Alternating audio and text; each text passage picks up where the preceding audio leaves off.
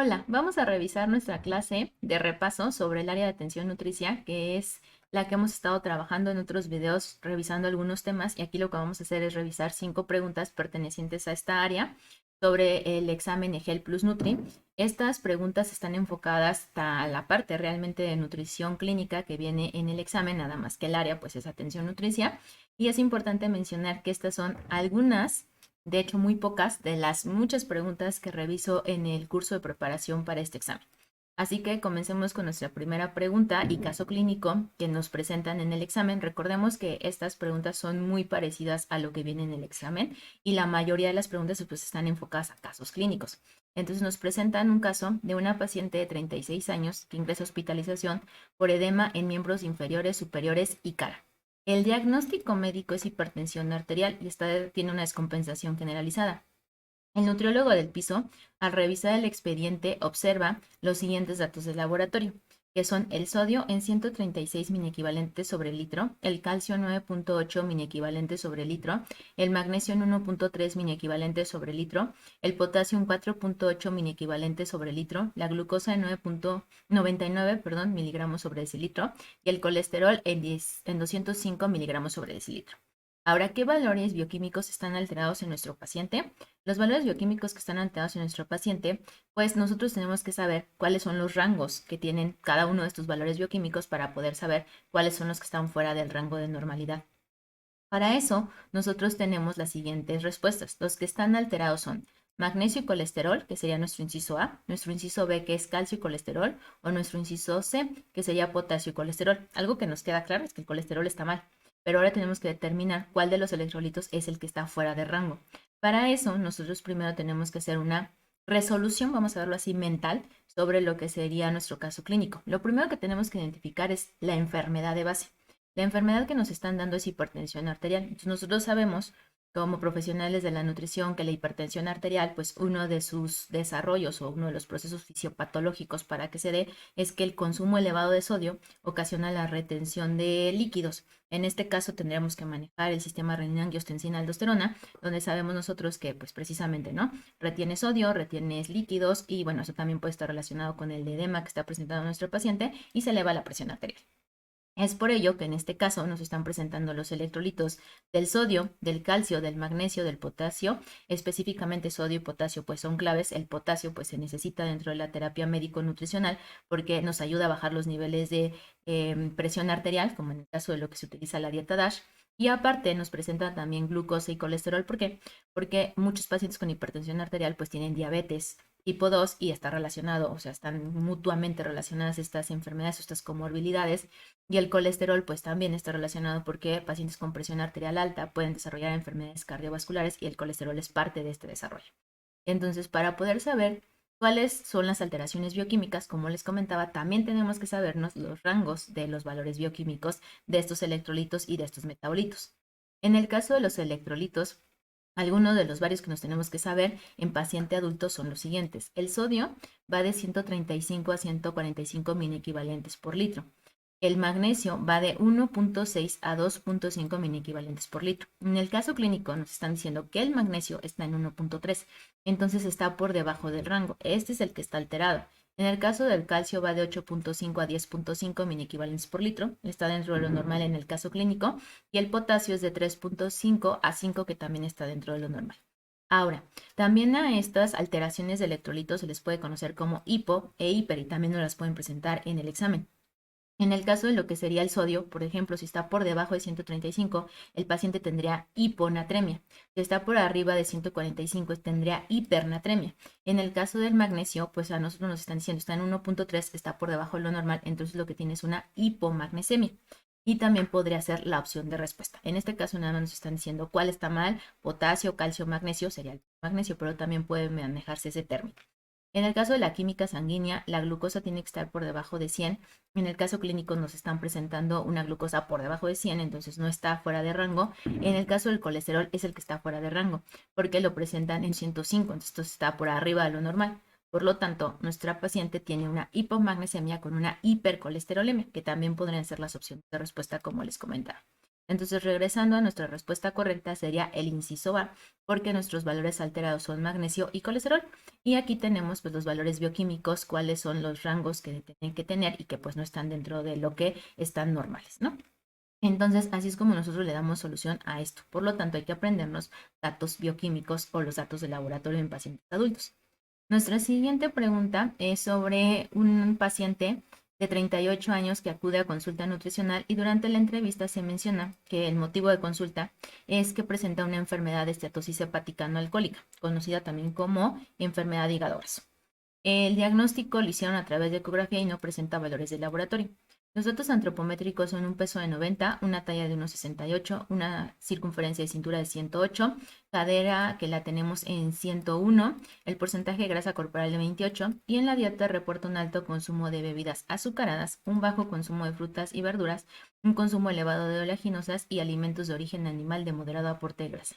El médico tratante le recetó tomar pioglitazona de forma diaria y con base en la patología de nuestro paciente queremos saber cuál sería el principal objetivo de la intervención nutricia. Para nosotros poder dar solución a esto, nos presentan lo siguiente. Inciso A. Nuestro principal objetivo de la intervención sería aumentar la actividad física aeróbica en este paciente.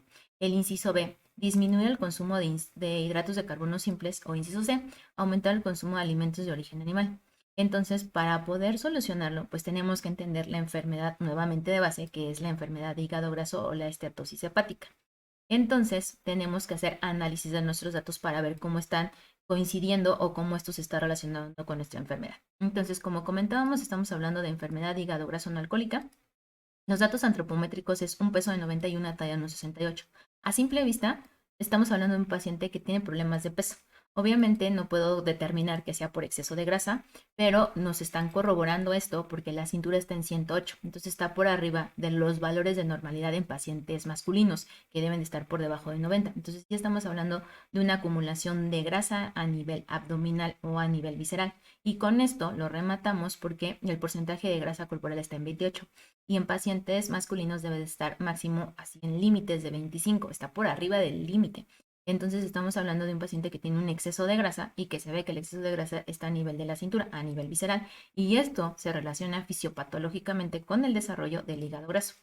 Ahora, en datos bioquímicos no presentan, sería importante en la práctica clínica que nos presentaran pues un perfil hepático para ver cómo están las aminotransferasas, porque estas nos determinan problemas en el hígado, ver cómo está la fosfatasa alcalina, ver cómo están los valores de bilirrubina, pero bueno, en este caso no nos los están dando. En los datos clínicos nos dicen que el médico le mandó pioglitazona. ¿Por qué le está mandando pioglitazona? Y ahorita lo vamos a ver.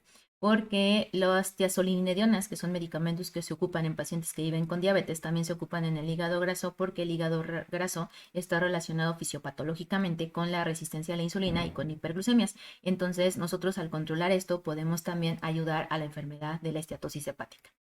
En los datos dietéticos tenemos que consume una gran cantidad de bebidas azucaradas, tiene un bajo consumo de frutas y verduras y un consumo elevado de oleaginosas y alimentos de origen animal de moderado aporte de grasa. Entonces, seguimos buscando nuestra respuesta de cuál sería el objetivo de la intervención nutricia, o sea, cuál sería el principal objetivo de esta intervención. Para eso tenemos que hablar de la enfermedad de esteatosis hepática no alcohólica.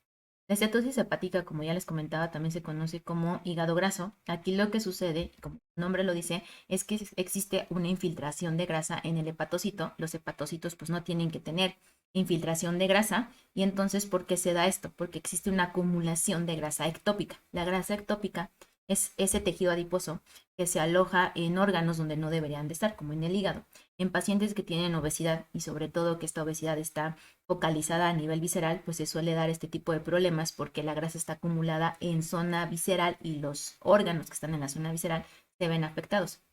En este caso, dentro de los datos que nos están dando, en el caso clínico, pues tenemos que si hay grasa abdominal, nos están diciendo la cintura está en 108 y nos están diciendo que el porcentaje de grasa corporal está en 28. Entonces, estamos hablando de un paciente con obesidad y con grasa abdominal. Entonces, fisiopatológicamente se cumplen los factores etiológicos.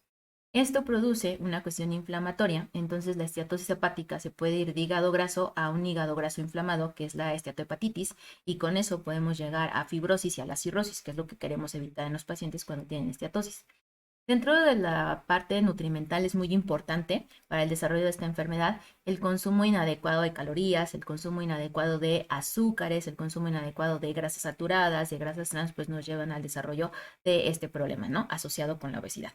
Entonces, el consumo excesivo en cuanto a macronutrientes y hidratos de carbono simples, pues está estrechamente relacionado con la esteatosis hepática. ¿Y qué nos están diciendo en el caso clínico? Tu paciente está consumiendo una gran cantidad de bebidas azucaradas, un montón de azúcares simples, ¿no? Y en el caso de lo que sería esto, que es lo que se traduce fisiopatológicamente para saberlo, pues el aumento de hidratos de carbono simples hace deposiciones de triglicéridos intrahepáticos, es decir, que en los hepatocitos pues se va a ver infiltrada la grasa. Específicamente la fructosa es uno de los azúcares que más se ve relacionado con esta enfermedad y pensemos nosotros que tienen muchas bebidas azucaradas dentro de sus ingredientes, ¿tendrán fructosa o no? Y bueno, en cuanto a lo que sería el manejo que se recomienda en la esteatosis hepática, se manifiesta que la intervención nutricia debe estar enfocada a una dieta mediterránea. ¿Por qué una dieta mediterránea? Porque pues quieres controlar la cantidad de hidratos de carbono que le das y la dieta mediterránea te dice que además tienes que dar grasas polimonoinsaturadas. ¿Por qué? Porque estas grasas polimonoinsaturadas en esta enfermedad te van a ayudar precisamente a bajar el proceso inflamatorio y con eso evitar una fibrosis. Entonces, por eso es que la dieta mediterránea es uno de los patrones de alimentación que se recomiendan. Además, hay que hacer cambios en el estilo de vida, de no fumar, de no consumir bebidas alcohólicas, de aumentar la actividad física. Como medicamentos se utilizan las tiazolidinedionas, que como les comentaba son medicamentos en pacientes que viven con diabetes que te sirven para controlar esta enfermedad, pero en el desarrollo fisiopatológico de la esteatosis hepática, la resistencia a la insulina y las hiperglucemias están relacionadas también con el desarrollo de esta infiltración grasa. Entonces, por eso se dan para ayudar de esa forma a la enfermedad. Hay que tener un control en los hidratos de carbono, sobre todo simples o lo que son las cuestiones refinadas de los cereales. Entonces hay que procurar pues controlar esta parte, dar más lo que son alimentos de hidratos de carbono, en este caso ricos en fibras, consumir el omega 3 que sería un proceso para cuestiones antiinflamatorias, y bioactivos, los polifenoles. También se ha visto que los polifenoles lo que hacen es disminuir este proceso inflamatorio. Entonces hay que considerar como todos estos aspectos en la dieta y bueno, de todos estos vamos a poder nosotros determinar cuál sería la mejor opción del tratamiento o intervención de forma principal. Ahora, en cuestión de la evaluación del estado nutricio, pues hay que considerar el IMC del paciente, o sea, hay que tenerlo en cuenta. Es obesidad porque al sacar la relación de 90 kilos entre 1.68 metros al cuadrado nos sale 31.8. Esto es obesidad, en este caso 1. Hay que tenerlo en cuenta porque nos lo podrían preguntar también en el caso clínico. La circunferencia de cintura es de 108 y nosotros sabemos que en pacientes masculinos en México la recomendación es una circunferencia de cintura menor de 90, entonces tiene riesgo cardiometabólico. En cuanto a la relación cintura-cadera, tenemos 108 entre 101 nos da 1.06, que si en paciente masculino es mayor o igual a 1, pues sería una distribución androide. Esta distribución androide es que tiene la famosa forma de manzana, es decir, mucha grasa a nivel visceral, que esto nos corrobora el problema fisiopatológico y etiológico de esta enfermedad. En el caso del porcentaje de grasa corporal total presenta 28, como había dicho, tiene que ser menor de 25, entonces no tenemos grasa saludable y por lo tanto no se determina que hay obesidad. Y en cuanto a la dieta, pues el alto consumo de bebidas azucaradas está acabando de rematar lo que nos están diciendo de la enfermedad que tiene nuestro paciente. Tiene un bajo consumo de frutas y verduras y el tratamiento nutricio te dice no, dale hidratos de carbono, pero que sí tengan una gran cantidad de fibra. ¿Dónde encontramos fibra? En las frutas y en las verduras, ¿no? Entonces, pues a nivel dietético también está alterado toda esta parte de lo que debería de estar haciendo. Por lo tanto, nuestra respuesta correcta, ¿cuál sería? Pues disminuir el consumo de hidratos de carbono simple. Si te están dando un medicamento para controlar esto y tú te los estás comiendo y no tienes una dieta correcta, pues entonces vas a acabar de no ayudar a la enfermedad, ¿no? Entonces, ¿por qué? Porque en la enfermedad de hígado graso no alcohólico, la recomendación es controlar los niveles de azúcares o bueno, la glucosa sérica en la sangre, los azúcares que te comes y con ello apoyar a la resistencia a la insulina, es decir, que haya mayor sensibilidad a la insulina. Por lo tanto, este sería nuestro primer ojo o nuestro primer objetivo a estar trabajando con los pacientes. Una vez que controlamos esto, pues empezamos a tener más objetivos enfocados a otros aspectos, ¿no? Lo primero que tendríamos que trabajar a nivel de intervención nutricia es hacer recomendaciones para que baje su consumo de hidratos de carbono simples, específicamente donde está el problema, que consume mucha cantidad de bebidas azucaradas. Ahí eso pues, no nos está ayudando a la enfermedad. Nuestro siguiente caso clínico es ahora sobre una paciente femenina de 46 años con diagnóstico de diabetes tipo 2, que tiene 15 años de evolución. Nuestra paciente está recibiendo atención en su unidad médica. En la exploración se observa que hay riesgo de insuficiencia renal por falta de apego al tratamiento nutricio-farmacológico. Se canaliza interconsulta de nutrición por aumento de valores de creatinina y urea sérica. Se reporta además ajuste en la dosis de hipoglucemiantes, que en este caso es metformina, que se está aumentando.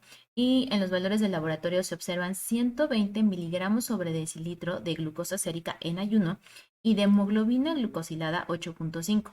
En los valores antropométricos no hay cambios en porcentaje de grasa corporal total. En el diario de alimentos se observa un aumento en el consumo de azúcares añadidos no contemplados en su plan de alimentación. Con base en la condición patológica de nuestro paciente, ¿qué indican los valores del laboratorio?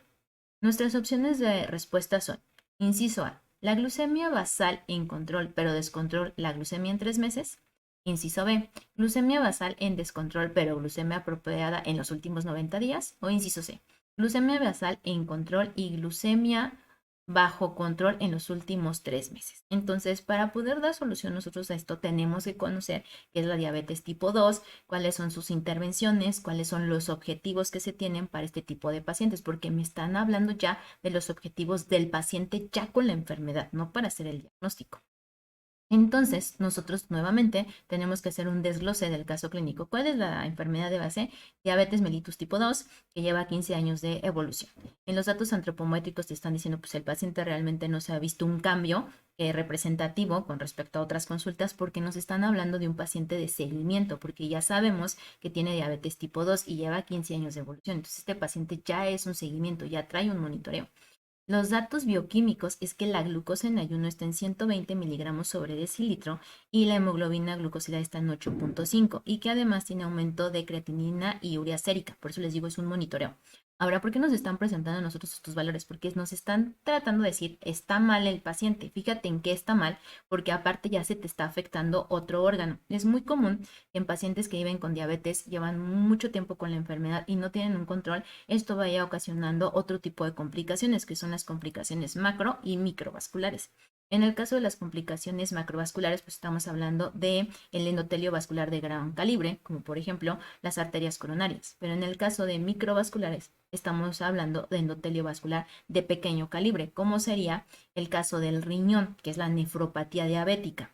Entonces, puede ser que los pacientes con diabetes tipo 2 maltratada, y es muy común, desarrollen una nefropatía diabética, o bien puede ser que desarrollen retinopatía, que serían problemas de la retina, en este caso retinopatía diabética, o nefropatía diabética, que es en el caso a nivel cerebral, que tiene que ver con lo que es el pie diabético, ¿no? Entonces, bueno, por eso es que nos están presentando nosotros estos valores, porque te están diciendo el problema ya se está yendo hacia una complicación microvascular, que es el riñón. O sea, puede tener un problema más adelante de enfermedad renal crónica, se puede ser terminal. Ahora, en los datos clínicos te dicen que usa metformina y les están mencionando que están aumentando los niveles o la cantidad de metformina que se le da. ¿Por qué? Pues porque algo está pasando con el paciente, algo no estamos viendo bien en el monitoreo. Y por último, los datos dietéticos te dicen, aparte de esto, se ve que no sigue el plan de alimentación porque está aumentando los azúcares añadidos que ni siquiera están planteados en su plan de alimentación. Entonces, con base a todo esto, queremos que nos digas qué es lo que está mal de sus laboratorios. O sea, queremos que en el monitoreo tú nos estés mencionando qué es lo que encuentras mal, ¿ok? Y es un poco capciosa. ¿Por qué? Porque vamos a revisar los siguientes datos. Tenemos que los objetivos de la Asociación Americana de Diabetes mencionan lo siguiente, junto con también las normatividades en México, que es la norma 015, que los niveles de glucosa en un paciente que vive con diabetes, porque no estoy haciendo diagnóstico de diabetes, estoy haciendo ya el monitoreo. Entonces, para el monitoreo de pacientes que viven con diabetes, la glucemia tiene que ir de 80 a 130 miligramos sobre decilitro. O sea, ya no es así como que el 100 y que si te voy a hacer diagnóstico de diabetes es por arriba igual de 126. No, ya no estamos utilizando esto, estamos utilizando los rangos para el control y monitoreo de nuestro paciente. Entonces tienen que estar dentro de este rango. Ahora, obviamente lo que nosotros esperamos es que siempre esté el paciente que vive con diabetes en 100 o menos de 100, ¿no? Pero bueno, nos dan el límite que puede ser hasta 130. La hemoglobina glucosilada en este tipo de pacientes se recomienda que sea menor de 6.5. Hay que evitar dentro de todo el tratamiento, tanto médico como nutricional, que son de los objetivos más recientes, evitar la destrucción de las células beta. Ya muchas veces hacíamos anteriormente como que tratamiento, pero nos enfocamos nada más a niveles de glucosa ya. No, ahora ya nos están diciendo no. También fíjate en que dentro de ese tratamiento promuevas que se mantengan las células beta, pues funcionales, ¿no? En este tipo de pacientes. Y hay que evitar complicaciones tanto macro como microvasculares, cosa que aquí se está viendo que no se está evitando.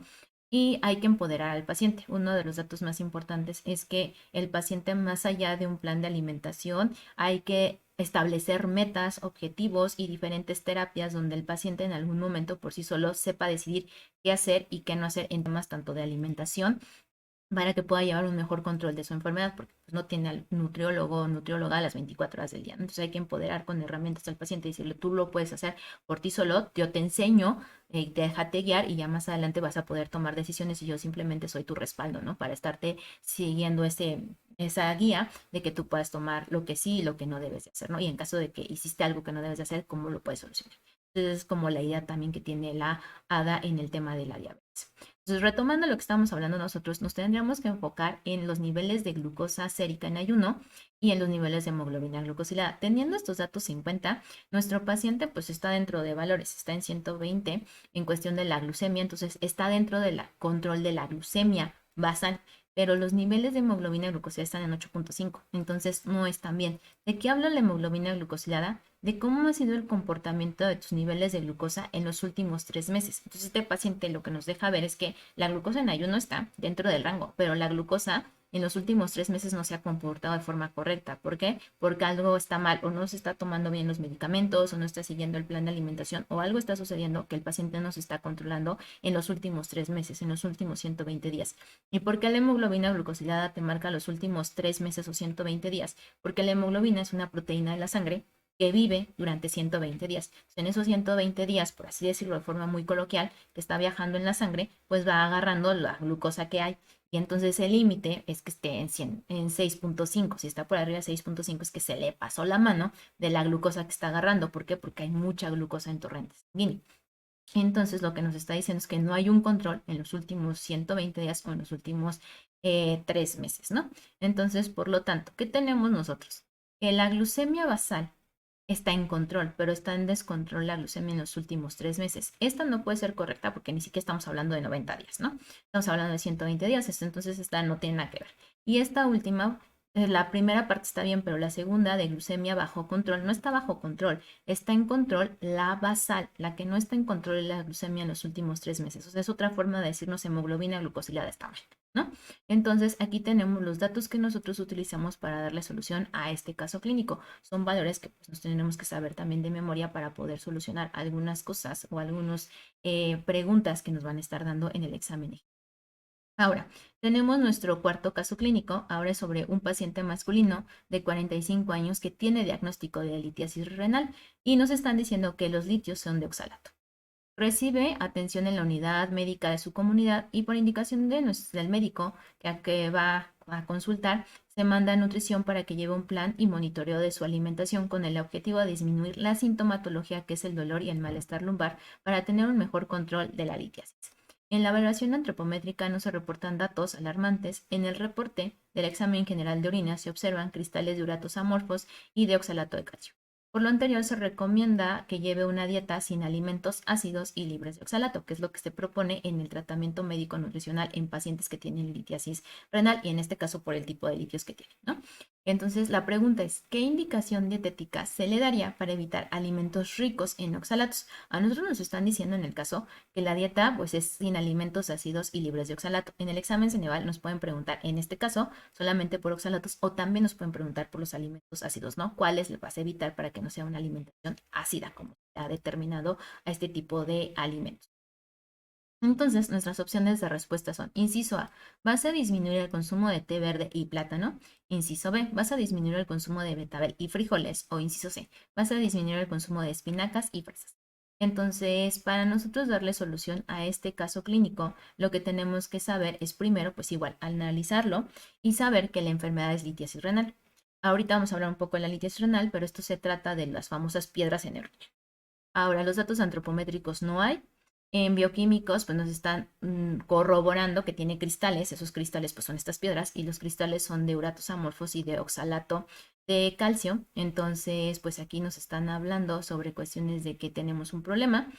No se reportan datos clínicos y en la intervención es sin alimentos ácidos y sin lo que serían oxalatos, ¿no? Y entonces nosotros tenemos que saber de qué estamos hablando en el caso de alimentos que tienen oxalatos.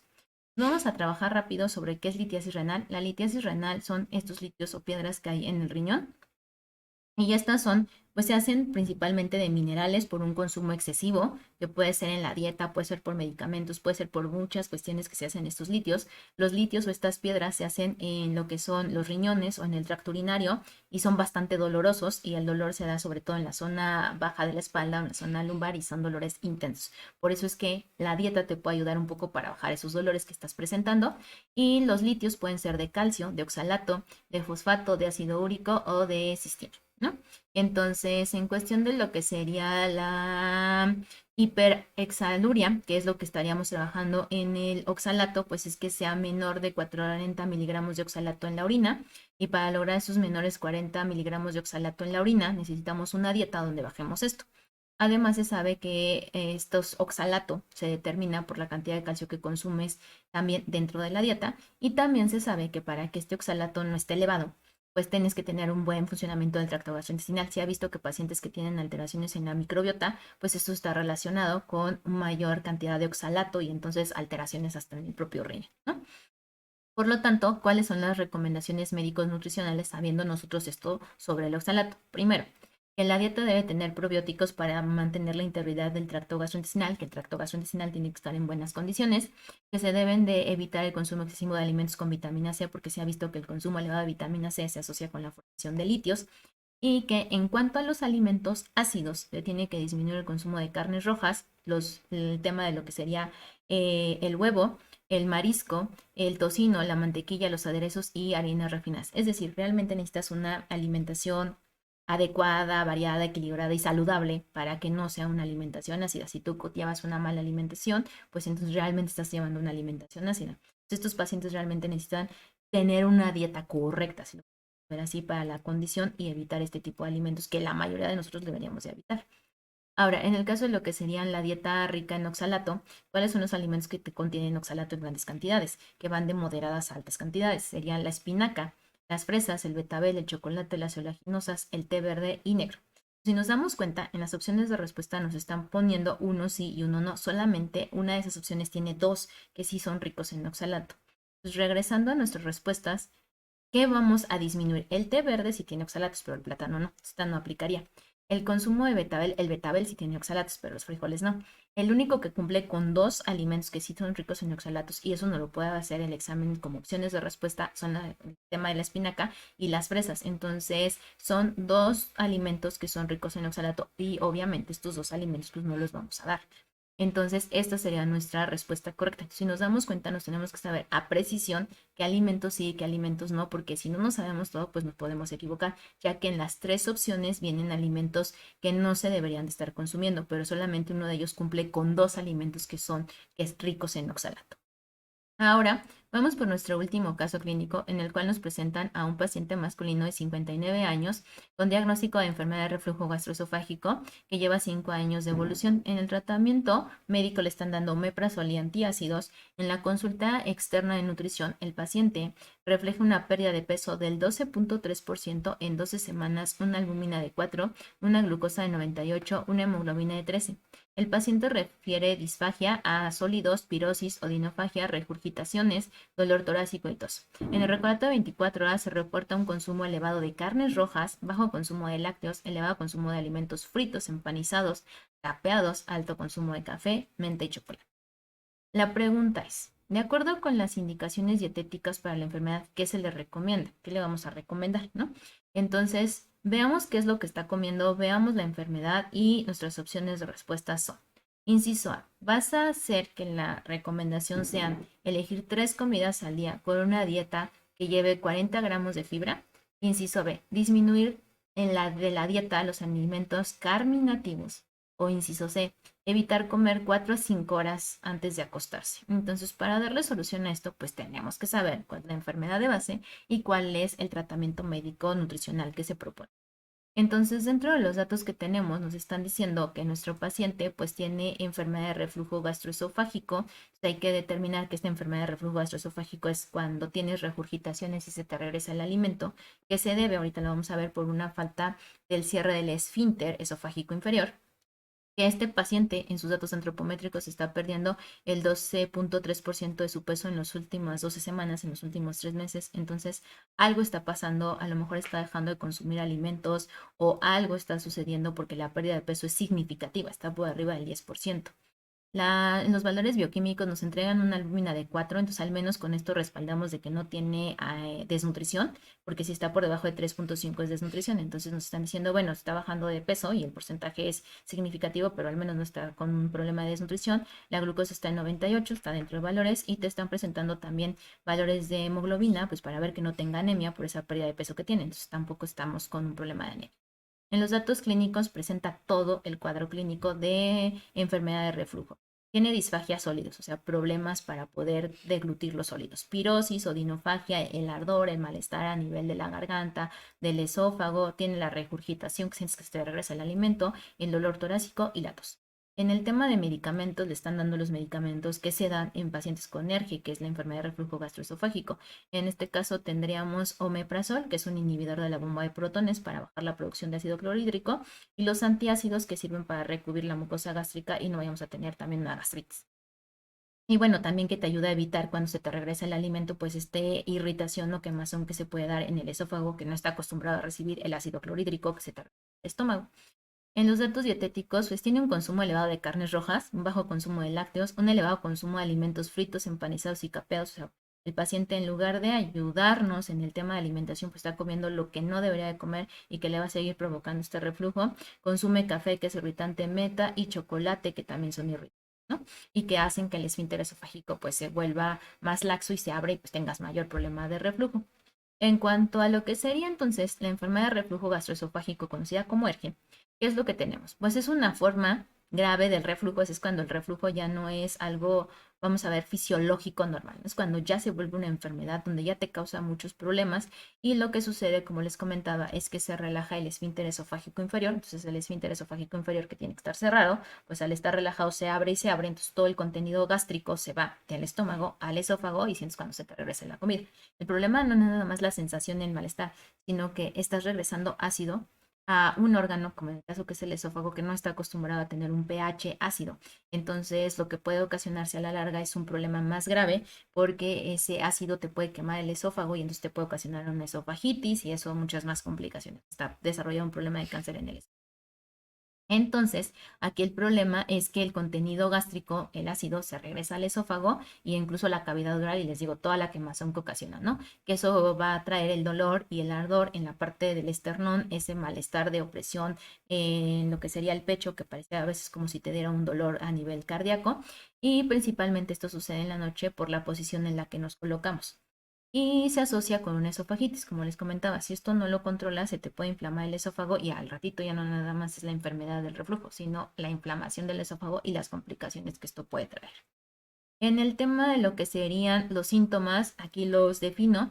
Estos son los síntomas clásicos de la ERGE del ERGE, perdón, y entonces, pues aquí están disfagia, es el problema de deglutir, o sea, de tragar correctamente el alimento. La pirosis es ese ardor gástrico que te da como cuando un paciente vive con gastritis. La odinofagia, que es el dolor al tragar por el daño que ya tienes de la quemazón. La regurgitación, que es el reflujo que tienes, que sientes que se te regresa el alimento y ese malestar que ocasiona. Y el dolor torácico, que parecido a un infarto.